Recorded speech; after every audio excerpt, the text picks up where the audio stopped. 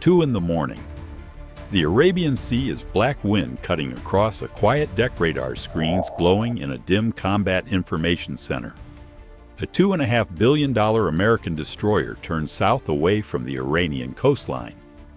No damage, no casualties, no malfunction. The crew is ready. The ship is not. Every vertical launch cell is empty. 96 tubes that define the ship's combat power silent. The final Tomahawk left the rails 12 hours earlier, striking an IRGC command node deep in the Zagros Mountains. The missile worked. The target collapsed. But success created the withdrawal. With no reload capability at sea, the destroyer now begins a 1,000-mile journey away from the fight. Modern naval warfare built on precision strike dominance, suddenly constrained by something far more mundane: logistics. The image captures a deeper transformation. For decades, American naval doctrine assumed overwhelming missile capacity would end conflicts quickly. The Arleigh Burke-class destroyer became the embodiment of that belief. 96 Mark 41 vertical launch cells, a mix of Tomahawk land attack missiles, SM-6 interceptors, anti-submarine rockets, and air defense weapons. The ship could strike land targets, defend carrier groups, and control airspace simultaneously. It was designed as a floating arsenal, a self-contained precision strike platform capable of dominating entire theaters. But every missile fired reduces that dominance. Every launch cell goes dark. And unlike fuel or food missiles, cannot be transferred easily at sea. The destroyer's withdrawal is not a tactical retreat. It is a mechanical inevitability. Once the last missile leaves the ship, it becomes a sensor platform without teeth. It can track threats. It can warn allies. It can maneuver. But it cannot strike. And in a high-intensity conflict, that is the difference between presence and absence. During the opening phase of Operation Epic Fury, the pace accelerated beyond peacetime assumptions. Cruise missiles launched in waves, command bunkers, radar networks, missile depots, drone facilities, air bases, targets across hundreds of miles. Destroyers and submarines coordinated strikes to dismantle layered defenses before aircraft entered contested airspace. The strategy worked. Precision firepower dismantled critical nodes within days. But success created a new timeline. Magazines emptied faster than planners expected. The mathematics is unforgiving. A destroyer carrying 96 missiles may dedicate dozens to air defense, reserving the rest for strike operations. In sustained combat tempo, those offensive missiles disappear quickly. Several nights of coordinated launches. Multiple time-sensitive targets. Defensive intercepts. Within days, the inventory shrinks. Commanders must decide: hold missiles for defense or expend them for strategic strikes.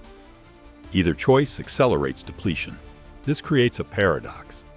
The more effective the ship, the faster it exits the battlefield. High precision increases launch tempo. Launch tempo empties magazines. Empty magazines force withdrawal. The ship's greatest strength becomes a clock. Strategically, the withdrawal matters more than the strike. A destroyer leaving station creates a gap in missile defense coverage. Carrier groups lose layered protection. Maritime choke points become thinner. Surveillance remains, but deterrence weakens. Adversaries watch closely. Radar emissions change.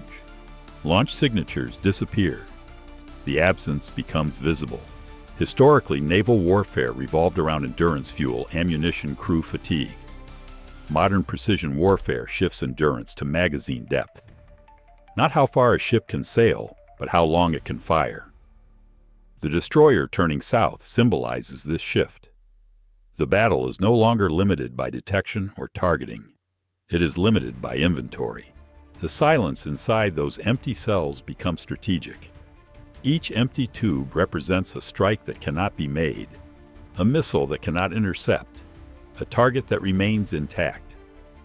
The destroyer's departure is not dramatic. No explosions, no pursuit. Just a quiet turn into darkness. But that turn marks the beginning of a larger question in a war defined by precision weapons. What happens when the weapons run out faster than they can be replaced? The answer begins with physics. Why can't the ship simply reload at sea? Why must it travel thousands of miles to a fixed crane? Why does the most advanced Navy in the world still depend on a concrete pier? Those questions reshape the story, because the destroyer did not leave due to enemy action. It left because modern naval warfare still depends on gravity motion and the limits of engineering. And in that moment, quiet, unseen operational, the balance between dominance and vulnerability becomes visible. The ship is intact, the crew is ready, the sensors are active, but the war has moved beyond them. The empty cells decide everything. The limitation begins with a steel box. The Mark 41 Vertical Launching System. The backbone of American surface warfare is deceptively simple rows of square cells embedded deep inside the hull, each designed to hold a sealed missile canister. On paper, it is modular, efficient, and versatile. In practice, it is also unforgiving. Each cell is only inches wider than the missile container itself. A Tomahawk cruise missile inside its canister stretches more than 20 feet long and weighs roughly 3,500 pounds. That mass must be lowered vertically, perfectly aligned, and guided into a narrow steel sleeve. On land, the process is routine. A shore-based crane lifts the canister. Gravity pulls straight down. The pier does not move. The alignment remains constant. The missile slides in. At sea, nothing stays still. A destroyer underway moves in 6 acts simultaneously. Pitch lifts the bow and drops it again. Roll tilts the hull side to side. Heave raises the entire ship with the swell. Yaw twists the vessel along its axis. Surge pushes forward and back. Sway shifts left and right. These motions occur constantly, even in moderate sea states. When a crane suspends a heavy canister from a cable, the missile becomes a pendulum. The ship rolls left, the suspended load swings right. The deck rises, the load lags behind. Each correction creates a larger oscillation. Within seconds, the canister begins to swing unpredictably. That swing becomes dangerous. The clearance between canister and cell wall is minimal. A slight angular impact can cause steel-on-steel contact. Inside the canister sits rocket propellant and a high-explosive warhead. The risk is unacceptable. One uncontrolled collision could damage the missile trigger propellant instability or endanger the crew. Engineers studied the physics repeatedly. Even moderate seas produced oscillations exceeding safe tolerances. The math did not change. Early destroyers attempted a compromise. The first Arleigh Burke variants carried strike-down cranes designed to reload certain munitions at sea. These systems occupied valuable space, each crane replacing several missile cells. The trade reduced overall capacity. Worse, the cranes struggled with full-weight Tomahawk canisters.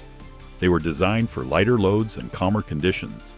Operational testing showed limited reliability. Calm seas were rare. High-intensity combat rarely waits for calm water. By the late 1990s, planners made a decision that shaped decades of naval warfare. Remove the cranes. Add more missile cells. Increase firepower. Except that reloading would occur only in port. The assumption seemed logical. Future conflicts would be short. Precision strikes would be limited. 96 missiles would be enough. The Navy chose capacity over endurance. For years, the choice appeared correct. Cruise missile campaigns were brief. Ships returned to port between operations. Logistics remained manageable. But the rise of long-range precision warfare changed expectations. Adversaries dispersed targets. Air defenses grew denser. Command nodes moved underground. More missiles were required to achieve the same effect. Strike packages expanded. Launch counts increased. Physics remained unchanged. Reloading still required stability. stability still required land. The absence of at-sea reload capability became a hidden constraint. Destroyers could fire rapidly, but could not sustain operations without withdrawal. The problem extends beyond Tomahawks. Air defense interceptors share the same cells. SM-2 and SM-6 missiles defend against aircraft drones and ballistic threats. Every defensive launch also empties a cell. A ship engaged in simultaneous strike and defense burns inventory from both ends. Offensive missions reduce strike capacity. Defensive missions reduce survivability. The dual-role nature of the VLS accelerates depletion. This is the paradox of modular launch systems. Flexibility increases capability but concentrates risk. All missile types share the same inventory space. Once empty, the ship loses multiple functions simultaneously. The destroyer does not merely lose strike power. It loses layered defense. It loses deterrence. Engineers tried alternative solutions: stabilized cranes, motion-compensated cables, transfer rigs between ships. Each concept confronted the same physics. A suspended load reacts slower than the deck beneath it. That delay creates oscillation. Oscillation creates impact risk. Impact risk ends the attempt. For decades, the conclusion remained consistent. At-sea vertical launch reload was operationally impractical. The Navy built doctrine around that limitation. Ships would rotate. Strike groups would overlap coverage. Logistics hubs would sustain the cycle. Then came sustained high-intensity operations. Missiles left launch tubes faster than rotation schedules could handle. Withdrawal windows widened. Coverage thinned. The limitation moved from theoretical to operational. The destroyer turning south was not just empty. It was evidence. Evidence that physics, not strategy, had set the boundary of modern naval warfare. A navy capable of striking across continents still depended on a stationary crane bolted to concrete. And as missile expenditure increased, that dependence began to shape the battlefield itself. Operation Epic Fury transformed a logistical constraint into a strategic reality. The opening phase began before dawn, coordinated across multiple domains. Submarines launched first Tomahawks, skimming low over water before climbing inland. Destroyers followed, firing in staggered salvos to saturate radar coverage. Targets stretched across Iranian territory. Command centers, missile depots, drone facilities, airfields, naval infrastructure. Precision strikes landed within minutes of each other, overwhelming defenses through timing rather than sheer volume. The effect was immediate. Early warning networks fractured. Communications nodes fell silent. Air defense coordination degraded. The opening hours established dominance without large-scale aircraft penetration. But dominance required repetition. Intelligence updates generated new targets. Mobile launchers relocated. Hardened facilities required multiple hits. Defensive missiles intercepted incoming threats. Each engagement consumed inventory. Destroyers shifted from deliberate strike planning to rapid response launches. Combat tempo accelerated. Within days, missile counts dropped sharply. Reports indicated hundreds of cruise missiles launched in the first weeks. The volume exceeded expectations. The campaign prioritized speed, neutralizing threats before adversaries adapted. Strategically, the approach mirrored modern doctrine: strike deep, disrupt coordination, maintain pressure. Operationally, it created a burn rate that planners rarely confronted in peacetime exercises. Ships designed for endurance suddenly faced depletion cycles measured in days. This rapid consumption reshaped fleet positioning. Destroyers rotated off station one by one. Replacement ships moved forward. The cycle created invisible seams across the operational map. Each departing vessel reduced coverage. Commanders adjusted formations to compensate. Carrier groups tightened defensive rings. Submarines extended patrol durations. Air assets filled temporary gaps. The system adapted, but not perfectly. The problem intensified when offensive and defensive missions overlapped. Iranian missile launches triggered intercepts. Drones forced additional engagements. Surface threats required readiness. Each defensive shot removed another missile from the same shared inventory.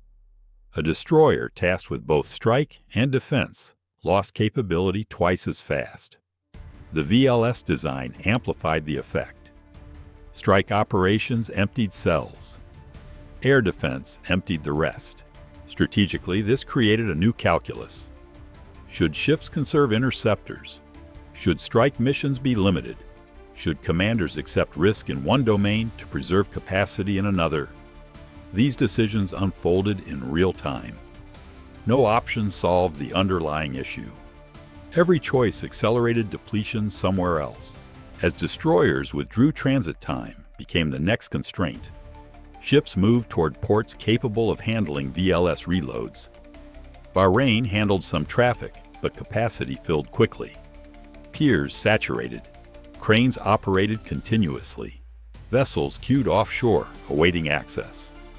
When regional ports filled, ships diverted farther. Diego Garcia Mediterranean facilities, distant logistics hubs. Each diversion added days. The arithmetic became stark. A destroyer leaving the fight required roughly a week to transit, several days to reload, and another week to return. 3 weeks outside the operational area. During high-tempo operations, that timeline created rolling shortages. At any given moment, portions of the fleet were absent.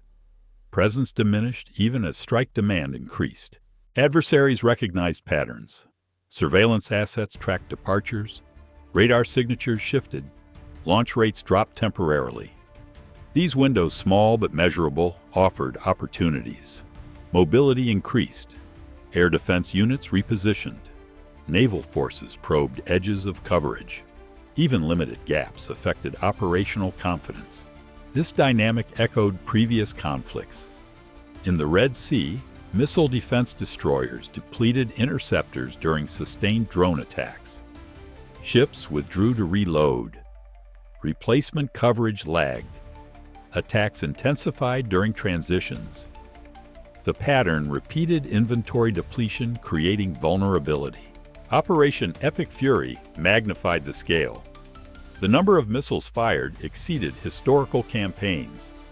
Precision strike dominance remained intact. Targets were hit, infrastructure degraded, command networks disrupted. But the cost emerged in time, not accuracy. Each launch shortened operational endurance. Strategically, the campaign revealed a shift in warfare. Victory no longer depended solely on striking power. It depended on sustaining that power. The ability to reload, rotate, and remain present became as critical as the missiles themselves. A destroyer's effectiveness now measured not only by what it fired, but by how quickly it could fire again. The paradox deepened. The Navy demonstrated unmatched strike capacity. Yet that very success created temporary absences. Firepower achieved objectives, but thinned presence. The battlefield expanded beyond geography into logistics timelines. The destroyer that turned south was not alone. Others followed. Each departure quiet, procedural, necessary. Together they formed a pattern, one that revealed modern naval warfare's hidden vulnerability. The faster precision weapons succeed, the faster magazines empty. And once empty, even the most advanced fleet must step back, wait, and reload, while the war continues without it. The gaps did not appear as dramatic collapses. They emerged quietly, radar coverage thinning at the edges, missile defense rings stretching wider, strike intervals lengthening. A destroyer leaves. Another is still days away. The map still looks full, but the density changes. In modern naval warfare, density is deterrence. The more launch platforms present, the harder it becomes for an adversary to predict coverage. Remove even one and uncertainty shrinks. Remove several and patterns emerge. These presence gaps reshape strategy. A carrier strike group depends on layered defense, outer surveillance, mid-range interceptors, inner point defense systems. Destroyers carrying long-range missiles form the backbone of that outer layer. When one rotates out, the protective envelope compresses. Commanders reposition remaining ships to compensate. But geometry has limits. A smaller ring covers less space. Reaction time shortens. Risk rises.